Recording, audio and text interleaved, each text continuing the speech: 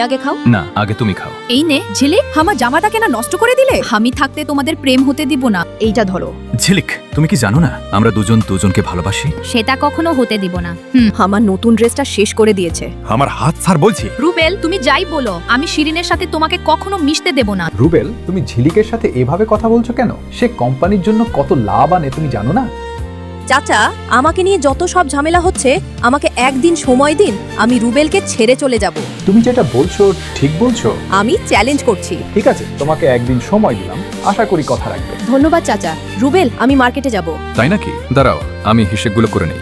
না, এখনই যাব। চলো রুবেল, চলো ওইদিকে যাই। রুবেল, দেখো কি সুন্দর, তাই না? এখন ওইদিকে চলো। বলো তো রুবেল, এটা দিয়ে তুমি কি করেছিলে?